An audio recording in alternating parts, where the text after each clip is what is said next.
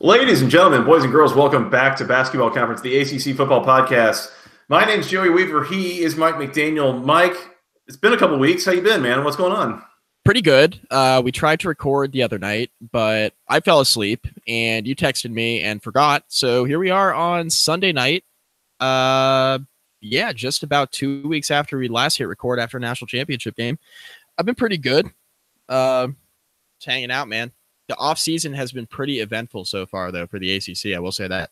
It really has. We do have a lot to cover here. Not in the least because, we might have perhaps forgotten to record the other night. Do not ever let anybody tell you that this is not a professional podcast, by the way. Correct. We are 100% professionals. 1,000% even. Mike, we got a lot to cover here, so let's hit on some stuff quickly. First and foremost, big news came out this past week. The schedule for the 2019 season has been released by the ACC.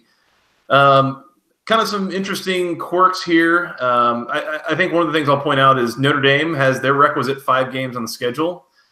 They play 5 ACC teams, 4 of whom play nobody the week before, and the 5th of whom plays Old Dominion the week before. That's convenient. Yeah, it's convenient. It's a start. Beyond that, Clemson and Georgia Tech going to play opening day of the season. It's a Thursday night game on the ACC Network to get the season started. There's a big slate of openings of week 6 will be a kind of a light week there, the first week of October, where 6 different teams will be on a bye. Virginia Tech has 2 FCS teams on the schedule. North Carolina and Wake Forest playing in a technically non-conference game, and Duke found a way to get both Alabama and Notre Dame on the schedule in the same year. So have fun with that, Duke. Yeah. Virginia Tech actually has 3 FCS teams on the schedule if you count North Carolina. Duke somehow figured out a way to play Alabama in the opener and Notre Dame. That's not going to go well.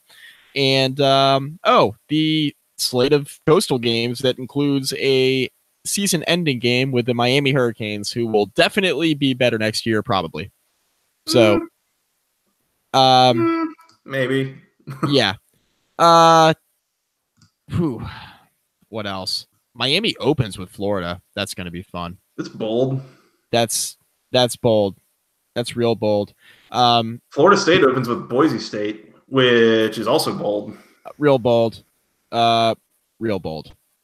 And that's going to be pretty much a de facto home game. They're playing that in Jacksonville. That is a weird opener. Wow. Mm-hmm. I don't know, Joey. You referred to week 6 with all the open dates. Congratulations to Georgia Tech on being the sacrificial lamb to open up the year. Just get it over with. Just get it over with. Just rip the Band-Aid off early. I like it. What else do we got here? North Carolina plays South Carolina in the opener. Fun. That was why? It's a good out of conference game, I guess, but I don't know that it feels a little bit like you're signing yourself up to potentially lose a game where you don't necessarily have to. Like, there's not enough to gain, and there's a lot more to lose. Shout out Marquise Williams. Things to lose, such as possession in the red zone. Multiple times. Several times, yeah. Yeah, and North Carolina somehow made the ACC championship that year. That was a weird season. 20 is that 2014 now? 16, 15? I think 15 is when Duke won the conference or won the division, which, speaking of weird times. Yeah, that was another strange season. Little tricky game for Wake Forest in their opener against Utah State. Oh, yeah. That's a losable game. That's 100% losable, especially if you don't know who's going to play quarterback for Wake Forest. Yep. Anyway. I want to point out some savvy end-of-season scheduling here for Virginia. So, first of all, this is a year where the calendar falls kind of weird, where every team gets 2 bye weeks. If you look at the last 3 games for Virginia, they get, obviously, Virginia Tech. They're the Friday after Thanksgiving. But before that, it's Liberty, and before that, it's a bye. So you get an off week and a half, basically, before you play your rival. That's pretty clever scheduling. Meanwhile, Pitt or Virginia Tech will be coming off of a 5-game stretch of at Notre Dame, Wake Forest, at Georgia Tech, Pittsburgh, at Virginia. Oh, yeah. So, yeah, Virginia's going to be a little more healthy than Virginia Tech will be for that one, just for what that's worth. They'll need it. Yeah. One other thing I was going to point out, and that a lot of Georgia Tech fans noticed, was one of the things that Paul Johnson always complained about for Georgia Tech was that there were like an overwhelming number of conference games that he would play where the opponent would have a bye week the week before. This year, ACC teams that play Georgia Tech coming off a bye, I guess Clemson, if you count, preseason as a bye. Whoops. Other than that, nobody. So I don't know if that's a Paul Johnson-ism that, now that his offense is gone, now nobody needs a bye or what. But, yeah, thanks, ACC, for hooking us up with that one. I don't mind how the schedule falls for Georgia Tech here. And here's why. So you have a tough game in the opener you're going to lose unless just Clemson just doesn't show up. You have South Florida and the Citadel. Then you have a bye week. Then you have Jeff Collinsless Temple. Manny Diaz-less Temple. Manny Diaz-less Temple on the road. Gotta like their chances there. North Carolina is your first coastal game. Like your chances there. At Duke without Daniel Jones. Like your chances there. At Miami becomes your first real tough game after Clemson, in my opinion. And that's not happening till week 8, Joey. Georgia Tech has a great chance to be 5-1 entering that game at Miami.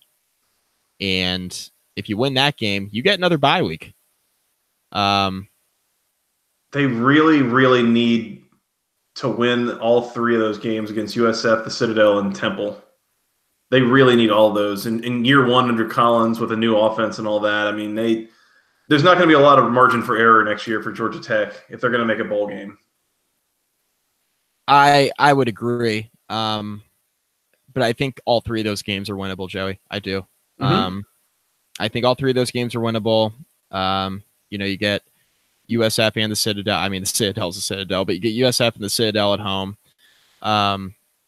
At Temple is an interesting game, but it's after a bye week, and they're replacing a head coach with, your head coach. And I don't know. It's interesting. I think the schedule actually falls pretty well for Georgia Tech. Although the back stretch of the season, you got Virginia Tech, NC State, and Georgia to finish the year, right? So you got kind of a lull. You got kind of a lull in the middle of the year. Then you got Virginia Tech, who I'm not sure how good they'll be. They'll be better than they were this year by virtue of schedule alone, you would think. But NC State, that's on a Thursday. How good are they going to be without Ryan Finley? That's a real question, but that seems like it would be a tough game. And then Georgia is going to be real good, like they are. Yeah. So I don't know. I like how the schedule falls for Georgia Tech. I think there's opportunity there to get to 8 or 9 wins in year 1 with Jeff Collins. I know that sounds like a lot, but there's certainly opportunity there, especially if you're able to beat Virginia Tech again, which happens a lot now, unfortunately for me. You win a couple of those games like NC State or Duke that, we don't really know what those teams are, heading into next season, replacing all the talent that they are. So I don't know. I like the way it sets up for Georgia Tech, Joey. I really do. Interestingly, that NC State game they play, the Week 13 matchup, is a Thursday night game. That's actually NC State's second Thursday night game of the year. They'll be traveling to Atlanta for that one after they host Syracuse in Week 7 on a Thursday night. So several weeknight kind of games. What else we got? Weeknights. Tech's got 2 Friday games? Yeah, Virginia Tech gets Duke at home on Friday at the end of September before Virginia on a Friday at the end of the year. Pitt is hosting North Carolina on a Thursday. That should be fun. Little Thursday night ACC action. Also, Louisville against Notre Dame to open the year. That's on a Monday night. That's on Labor Day night. So that'll be a bit of a marquee matchup to get the year started for Scott Satterfield and the Cardinals. Speaking of new coaches getting the sacrificial lamb status. Yeah.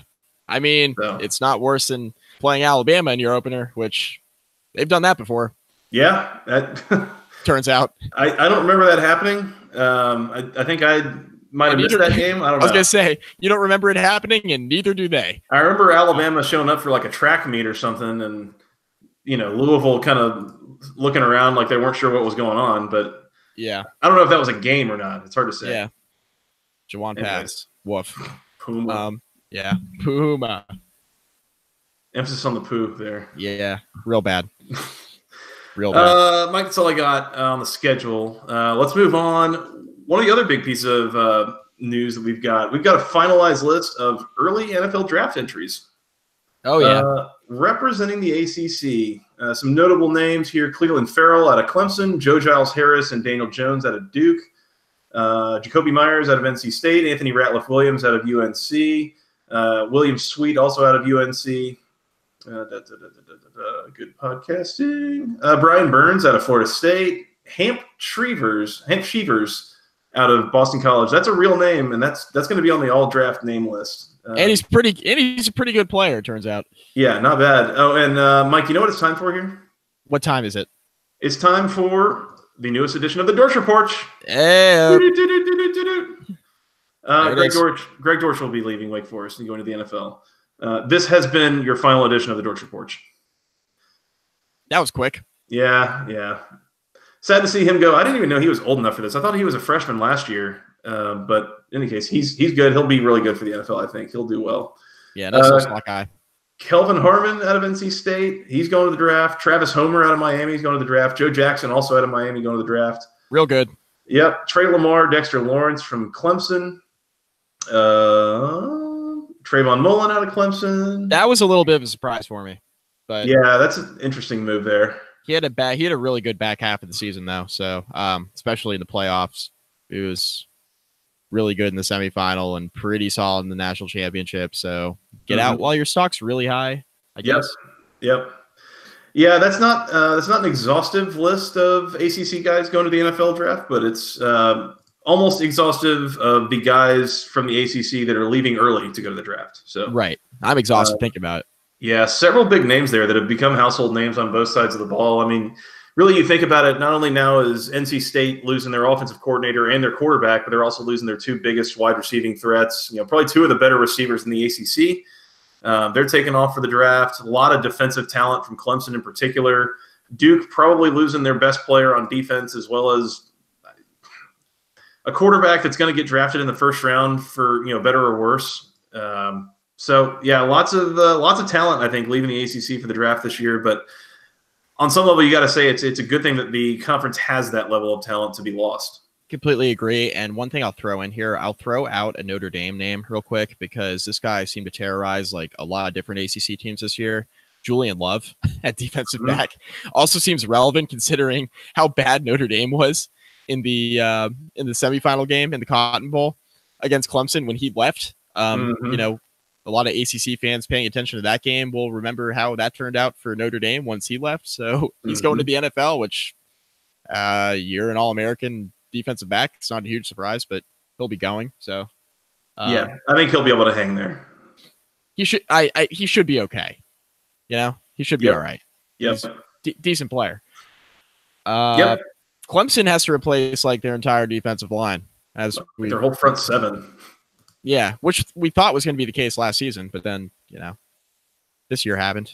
Yeah, those chickens came to roost at this point. So, but at some point you start looking at them and hearing some of the talk about them. As Dexter Lawrence gets suspended and there's an injury here and that kind of thing. Like they've got the talent to replace him. This is a full-on reload, not a rebuild on defense for them, especially with the coaching they're going to get from Brent Venables. I mean, they're in good shape moving forward here. Oh, yeah, for sure. I mean, they're loaded. I mean, plenty of talent. They'll be all right. Mike, let's move on. More individual player news. This time, also players leaving their schools, but going to another school. Mike, it's the transfer portal. Are you stoked for the transfer portal? That's players entering the portal. Yeah, it's the portal. Keep an eye out. Yep. ACC players in the portal. Kelly Bryant leaving Clemson, going to Missouri. We got Jordan Travis also leaving Louisville. He's heading to Florida State. James Blackman leaving Florida State. He has not yet decided where he's going, so we'll keep an eye out for that. Amir Rasul, running back out of Florida State. He's going to be transferring, yet to be determined where. Jeff Thomas transferring from Miami to Illinois. Oh! Whoa. No, he's not. What happened? Apparently, Jeff Thomas was transferring to Illinois, and now he's not, which this happened like really late in the process to the point that I thought he would have already been enrolled at classes in Illinois, but somehow he's not, and he's back on South Beach. Oh, no, he's transferring. It's just the new Miami, Joey. Yeah. As Manny Diaz has coined. Yeah, he's transferring back to Miami, right, from his old program of Illinois. Right. Yeah. Right. Okay. That happens to the best of us. I understand that. Right. Okay. Very good. Let's see who else we got. Sean Savoy from Virginia Tech. But Sean Savoy's transferring. That was a mid-season thing, so not exactly new news. Yeah. He announced that probably early November, something like that. Yep. RJ Proctor's transferring, an offensive lineman from Virginia. Cameron Good, defensive lineman from Virginia Tech. He's heading to UCF. Jonathan Greenard, defensive lineman from Louisville, is going to Florida. And Trayvon Hill from Virginia Tech, he's transferring, yet to be determined where he's going. Yep. Dismissed from the team, and then away you go. Yep. Same for linebacker Rico Kearney out of Virginia Tech. This is going well for my Hokies. Yeah. A lot more players going out than coming in, it looks like. Right. And finally, another Jonathan Greenard from Duke going to UCF.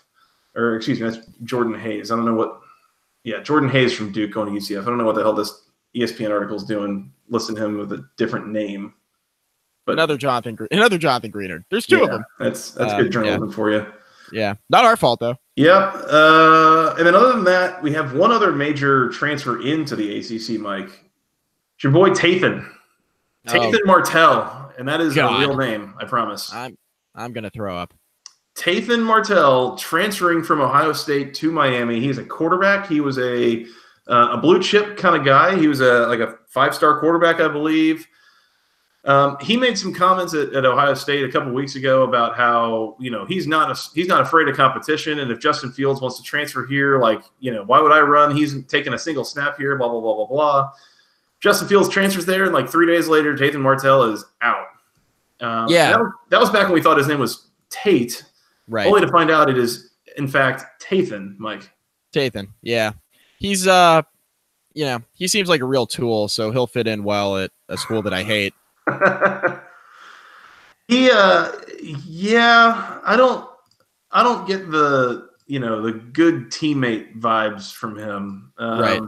Or the mature adult vibes from him at all. Right. I definitely get the, not quite 21 years old vibes, as he turns 21 here later this week, for what it's worth. Everything I've ever heard around this guy, and I remember kind of when he was being recruited, he was originally committed to Texas A&M, I believe, and decommitted, but there's just been a lot of what's the right word here? A lot of conversations that he seems like he's been involved in, and statements that he's made and things like this that really give me the diva vibes from him. So I don't know. I'm starting to wonder, if he's been at Ohio State for 2 years and now he's going to transfer to Miami, and I don't know. I don't get the impression that this is going to be some real game-changing quarterback situation at Miami. At the very least, they'll have a new coach there to help support him, but I don't know that this really changes the game for the Canes. I don't know. Well, first of all, a lot of this hinges on whether or not he's going to be immediately eligible. So I guess we should mention that. So he's applying for immediate eligibility instead of sitting out a year like NCAA rules require. We'll see what happens there. I think this could be good for Miami. I just don't know if it'll be good for Miami next season, because I don't know if he's going to be on the field right away. Also, it's kind of wide open at quarterback still. I don't know if a new offensive system or a new coordinator or what will be good for N'Kosi Perry. I mean, we'll kind of see what happens there, especially if he enters next year as the QB1. Also, Jaron Williams is still floating around out there, and he was a really highly rated recruit. So is he coming back then? I guess. I guess. Wasn't there was some rumor about him transferring at one point? I don't know. Yeah, there were rumors floating around. I guess he hasn't officially entered the portal. I don't know. Yeah, so I don't know. The quarterback situation at Miami remains kind of the same in my eyes. It's like, okay, there's a lot of talent, but whether or not they produce will kind of hinge their season one way or another. It will definitely determine just how serious the Canes will be contending in the Coastal. I mean, shit, we saw what would happen this year with, all this talent they had returning on defense and turnover chain coming back and out, all the front seven and a young secondary and Manny Diaz and, they got all this talent on offense and Jeff Thomas is really good and they have Travis Homer and they're going to go 11-1. And then they didn't. And then they couldn't find a quarterback to complete like 40% of his passes even. So I don't know. I agree with you. It doesn't change much maybe right away. I think it could potentially change the fortunes of Miami down the line if Martell ends up being as good as advertised. But we'll have to see if he's going to be immediately eligible. That's a big part of this. I think I'm squarely in show me mode with the Miami quarterback situation until further notice. That's fine. I mean, Mark Richt couldn't figure it out, which he's struggled with quarterback decisions in the past, but it's something. I don't know. I'm kind of in your camp. I think we just gotta see what happens rather than sit here and speculate at this point. Yep. Time will tell. Mike, that's all I got on the transfer portal. Let's keep moving here. We've got some staffs that have been assembled. We had some coaching changes, some coaching turnover in the ACC, and there's a couple staffs we need to hit on here. First of all, my Georgia Tech Yellow Jackets. Jeff Collins has assembled his staff and had to reassemble a couple of pieces of it as guys have kind of cut and run pretty quickly. But Jeff Collins has his staff. He brought, I think, about 5 assistants with him from Temple. That's Dave Padno, the offensive coordinator, defensive coordinator Andrew Thacker, Nathan Burton, Larry Knight, and Chris Wiesahan. But beyond that, he really went Georgia Tech experience heavy on the staff. He brought alumnus Brent Key over from Alabama. That was a huge hire for him. He brought Tashard Choice, former Georgia Tech running back from North Texas. Brought in Marco Coleman, former defensive lineman for Georgia Tech. He brought in Kerry Dixon, former wide receiver for Georgia Tech. Really good to have, I think, some it really helps with the recruiting message, I think, to have those guys on the staff and they can speak to the school and what it's done for them and all that. And then lastly, he brought in, maybe most importantly, Mike, cornerbacks and defensive special teams coordinator Jeff Popovich, who is very important here because he is a former candidate on the Bachelorette. That seems relevant and important. Yeah, that's meaningful here. Meaningful. Long lost cousin of Greg Popovich, San Antonio Spurs basketball coach. That's right. Right.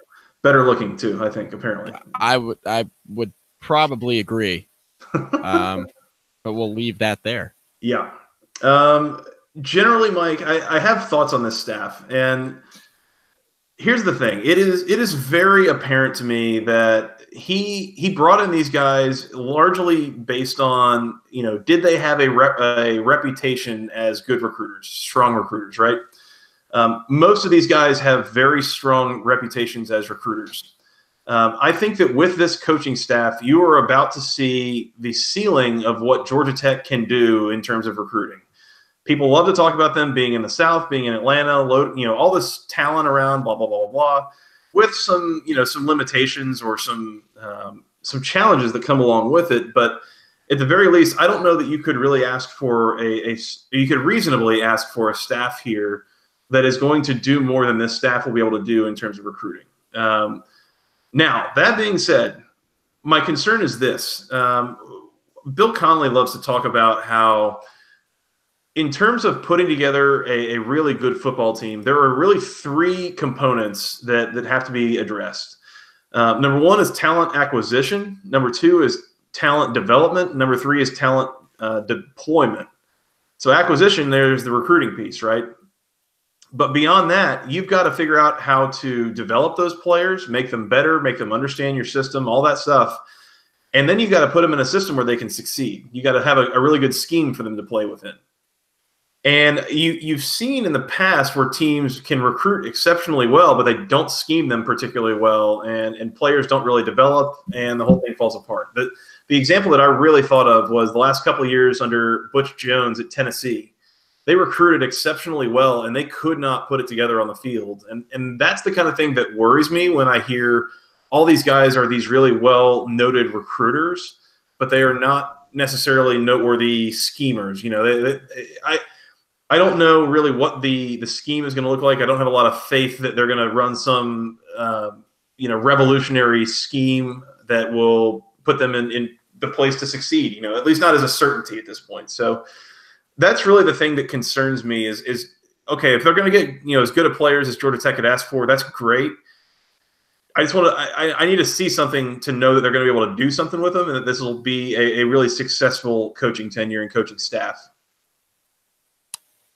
Yeah, I get that. My whole thing is like Jeff Collins can coach, Joey, and he's had really good defenses for a while. He has. You go back to Florida State, 6th ranked in scoring defense in 2016, 11th ranked scoring defense in 2015.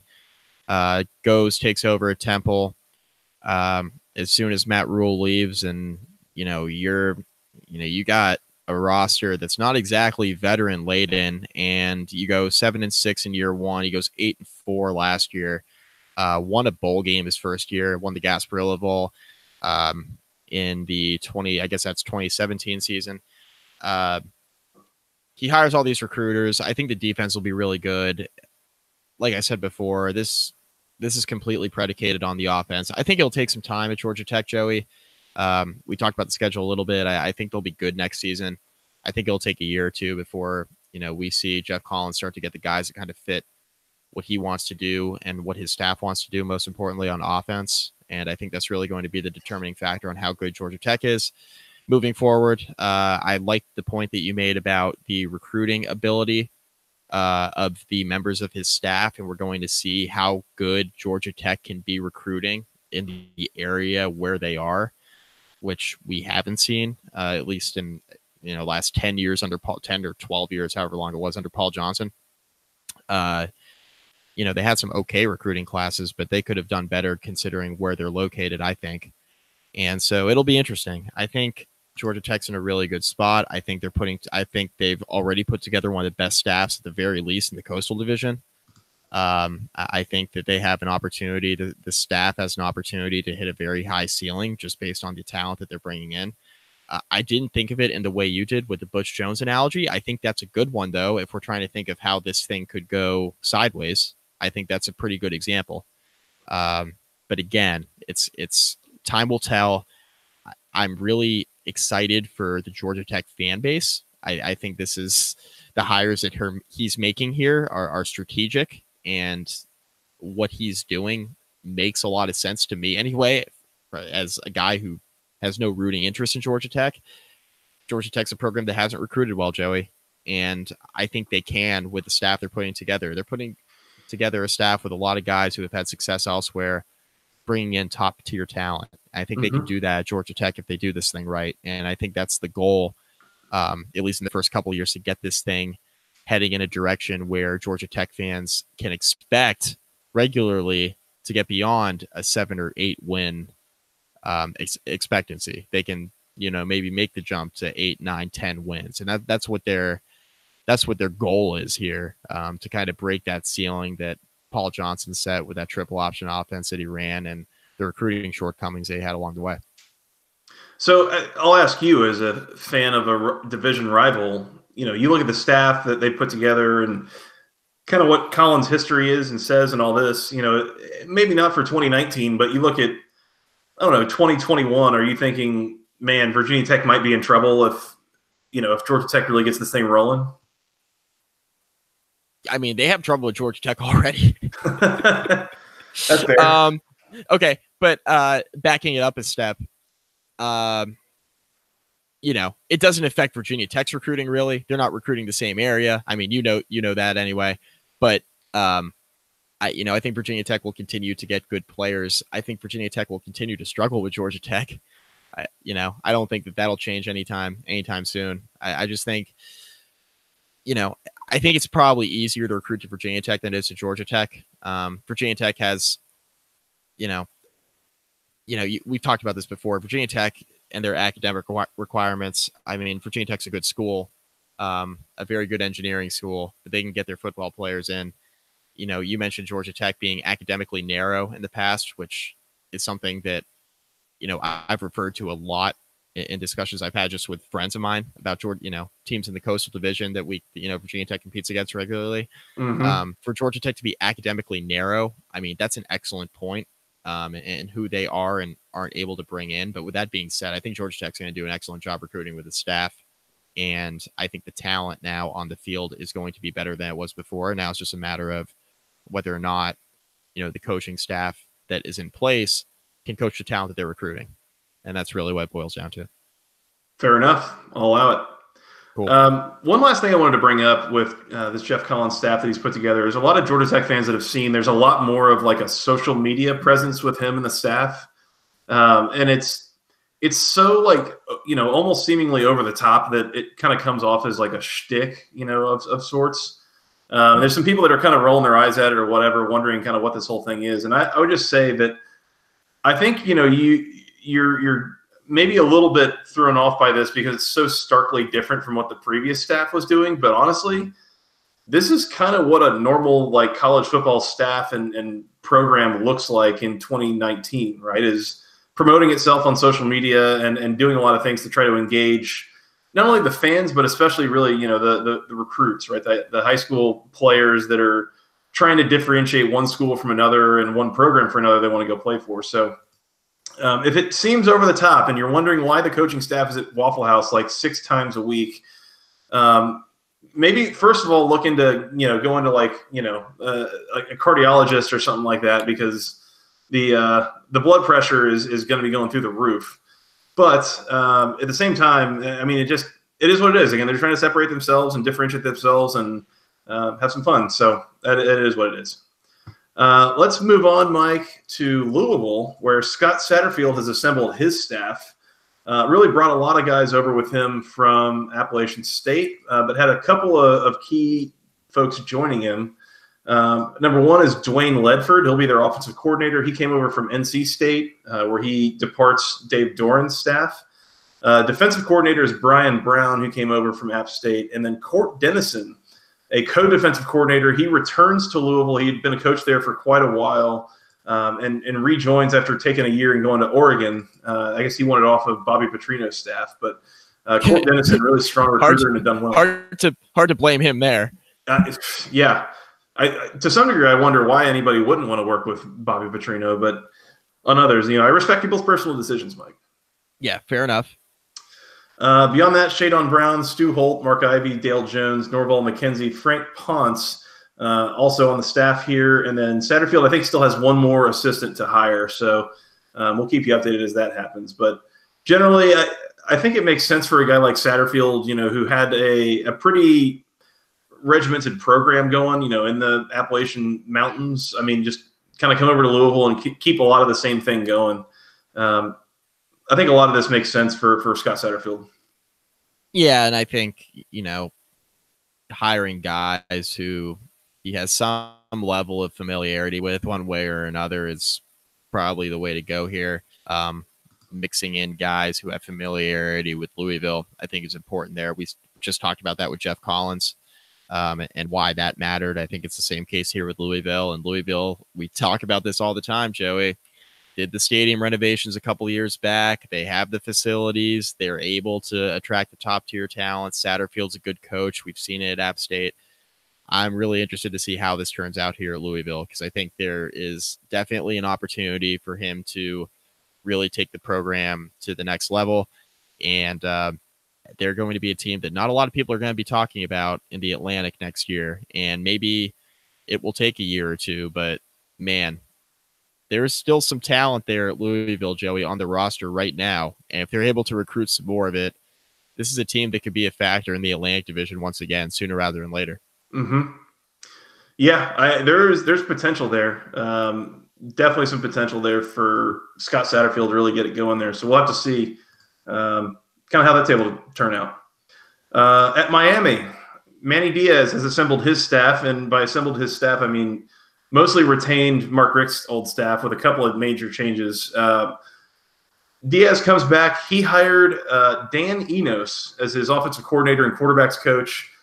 Enos was the quarterbacks coach for Nick Saban at Alabama this year, formerly a head coach himself. But it was interesting because, and this kind of caught me off guard, Mike, is that Dan Enos was kind of tapped to be the offensive coordinator with Mike Locksley leaving to go to Maryland.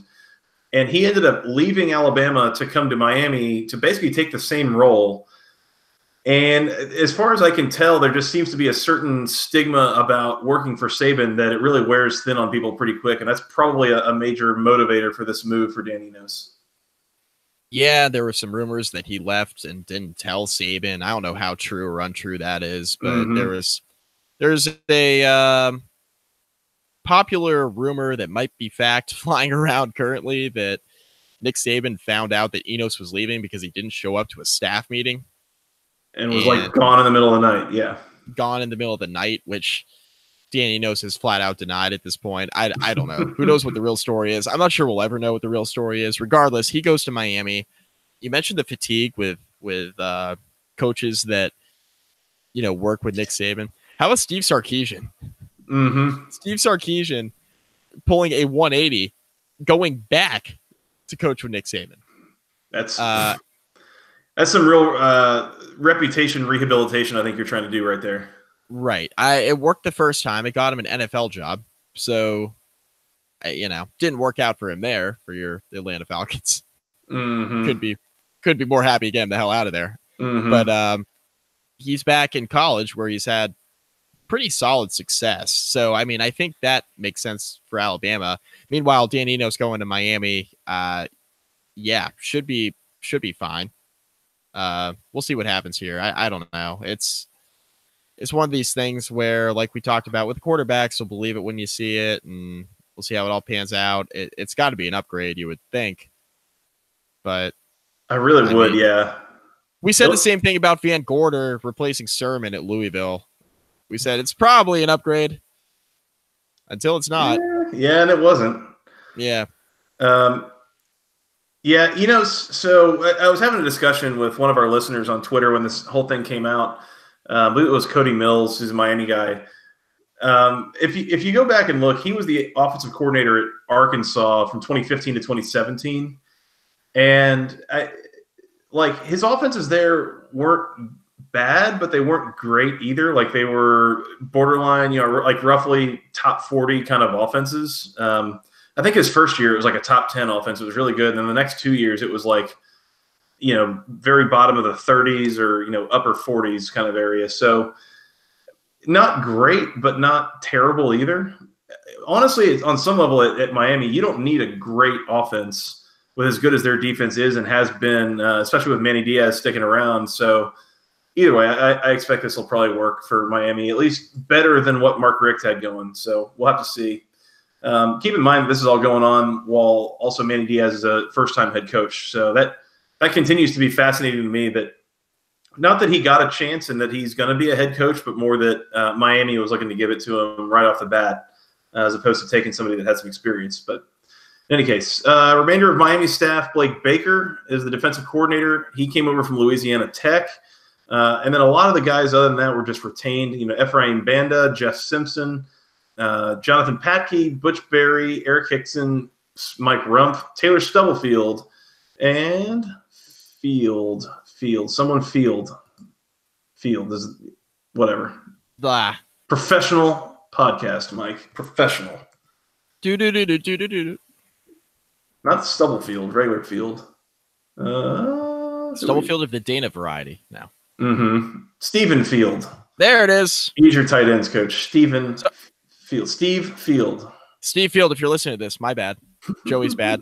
We'll try to be better. Shout out Steve Field. Yeah. No chance he's listening to this. Probably not. Yeah. Give us. Otherwise, Mike, last staff to hit turnover-wise, NC State. NC State's had some staff turnover. So we already told you before that Eli Drinkwitz is going to Appalachian State as their head coach. He took with him Ted Roof, who's going there as their defensive coordinator. Good luck, App State. Oh, man. Good if you love throwing your remote through the television and blowing fourth quarter leads, oh boy, do we have a defensive coordinator for you. I have a defensive scheme for you. Other than that, offensive line coach Dwayne Ledford heads out and goes to Louisville.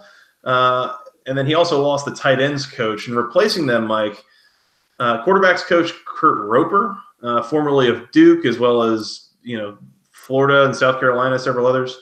Offensive line coach is John Garrison. Tight ends Todd Goebel. And safeties, Tony Gibson. A lot of these guys coming from several other places. So Roper from Colorado, Garrison from Florida Atlantic, Goebel from Marshall, Gibson from West Virginia. I like that a couple of these guys are kind of from the area and have got some recruiting, roots in the area. I don't know. I'm a little curious at this point to see how sustainable Dave Doran's tenure at NC State is moving forward. I think we typically would have thought that he would have, would always be leaving on his own terms at some point, and he seems like he's tried to kind of find an exit at some point. But we'll have to see. I don't know. It feels like he's probably at least as we look out, who are the next 5 coaches that are going to change positions in the ACC? That job might be one of the next 5 that changes. It feels like one way or the other, he's going to be out sooner than later. Yeah, and this is I'll group this into the Larry Fedora category, where I think Doran's a pretty good coach. It just might run its course. I think that's where we could end up with NC State. I think it's safe to say they're in for a step back heading into next season, just considering what they're losing on both sides of the football, considering what they're losing on their coaching staff. It's going to be a challenge for Dave Doran. And, he has had trouble in the past, even with his most talented rosters, getting the most out of them. They've always been solid, NC State, but they've never really taken the jump that you would expect NC State to take, when they've had the top tier talent on their roster. So now that you're losing that talent and you're replacing a lot of members of your coaching staff, there's going to be a little bit of a lull. And I think 2019 is the year where we see the lull for NC State, and how quickly they do or do not come out of it is really going to determine whether or not Dave Doran has some staying power there as the head coach. Yeah, it's a pretty critical juncture here. Again, trying to rebuild the coaching staff a little bit, as well as just the offensive side of the ball. It's very much a juncture. I think either they do it and it turns out well, and he finds a job elsewhere, kind of tries to take a step up, or it doesn't go great and NC State's going to get rid of him, But I think the comment that you made about this thing kind of seeming like it's starting to run its course, I think that's probably the right way of putting it. I think maybe both sides are looking for something a little new at some point or other. And maybe I'm totally misrepresenting NC State fans here, So if that's the case and you're an NC State fan, you're screaming at your radio right now saying, no, we love Dave Doran. We want him to stay forever. Please hit us up. Twitter, @FGRSJoey or @MikeMcDanielCFB. I want to hear what you have to say. I'm curious to hear the NC State take on this right now. Right. Also, would love to have him on, yeah? Yeah. Come get it. Yeah. Let's do it. Get Will Thompson back on at some point. Oh, I like Will. Will's a good dude. We should bring him on to talk this little Dave Doran situation here in the offseason at some point. I dig it. Will, if you're listening, hit us up. Standing invitation. And if you're not listening, we'll talk to you shortly. We'll find you. Don't worry. We'll find you. Mike, last thing we got on the docket, and maybe arguably the most important thing. Clemson, your national champions, made their trip to the White House. Yes, they did. They were eating good in the neighborhood. Oh, well done. You like that? You like that? Really well done. And for those of you who don't get it, stop listening. Clemson made their ceremonial trip to the White House. And you know what? What's really sad about this, Mike? What's really, really sad is that as much as we're going to sit here and talk about the fact that Clemson was eating fast food in the White House, like there's literally just piles of like Big Macs and Whoppers and Chick-fil-A and all this stuff. Great American food. Yeah. Eating good in the neighborhood is the slogan for Applebee's. And even with them eating fast food, I'm pretty sure they were eating better than Applebee's would have been. Oh, my God. Now, the interesting part about this is this got a lot of play and a lot of run on social media about how, like, they couldn't believe that they served them fast food. But then we've heard nothing really from the Clemson players complaining about the fast food. In fact, they like literally they were loving it. Loving it. Man, this is going to turn into a whole pun segment, isn't it? Yeah, no, they like were living up. They loved it. They really did. It's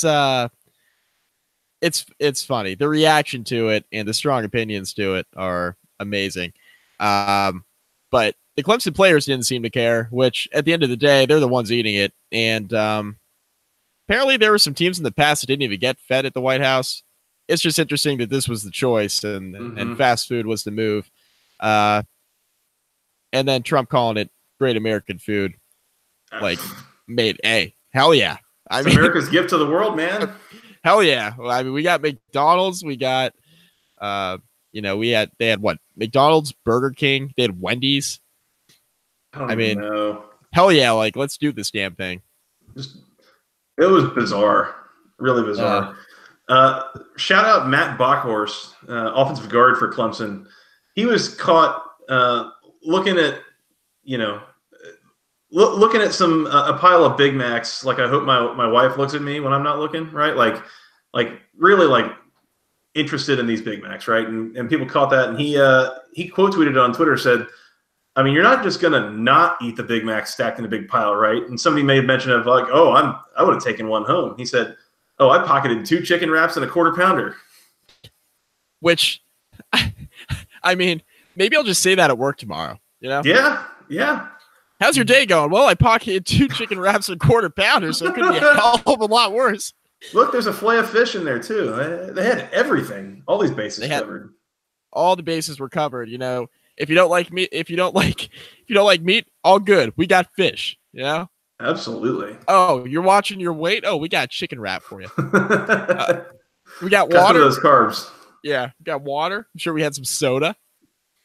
Man. If you wanted to pop, What a time to be alive. Pop. Whoa. Yes. Yeah.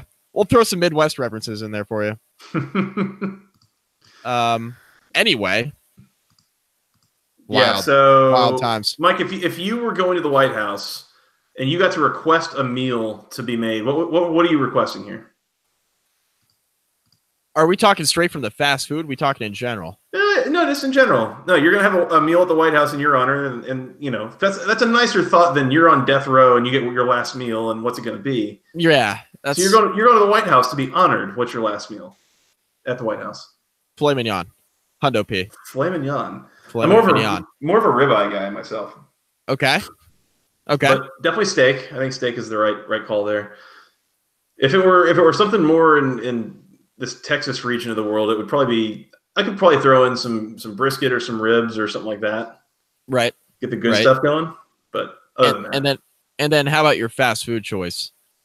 Fast food choice, probably Chick-fil-A. Yep.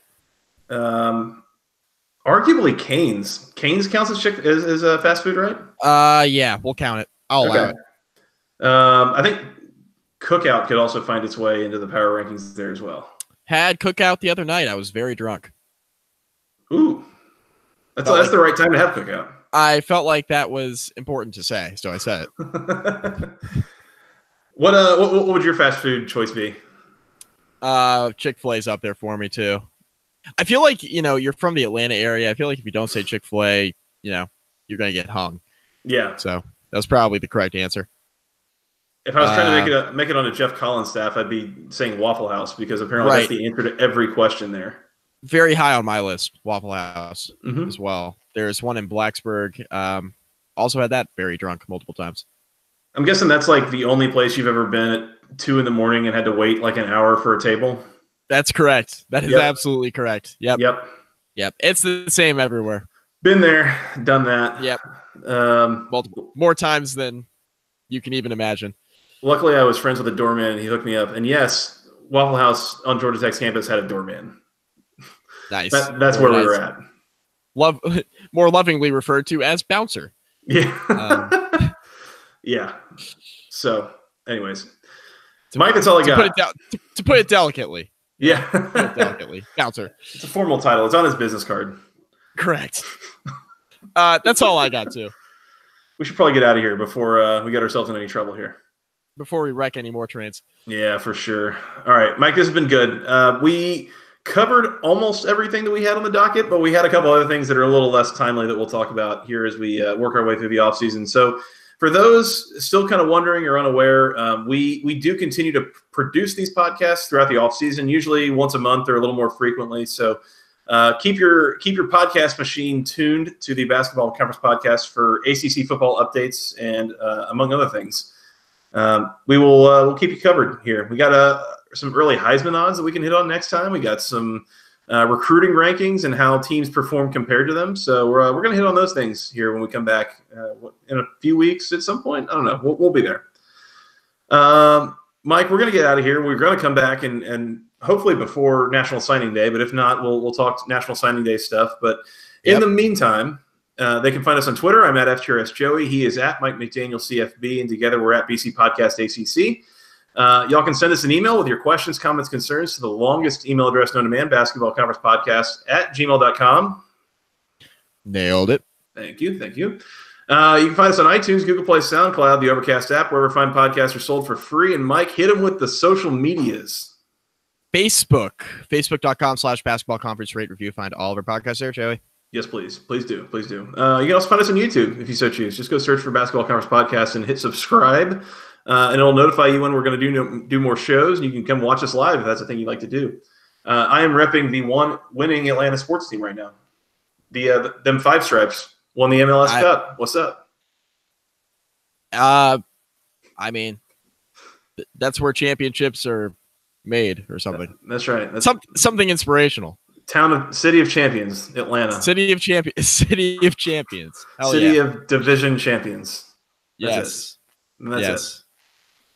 Go Braves. All right. Mike, let's get out of here before I got to go cry. Maybe I'm just going to go cry and I got to get out of here for it. Sounds good, man. All right. We'll talk soon. Until next time, for Mr. Mike McDaniel, I am Joey Weaver. Thank you guys so much for listening. We'll talk to you again soon, and until then, go ACC.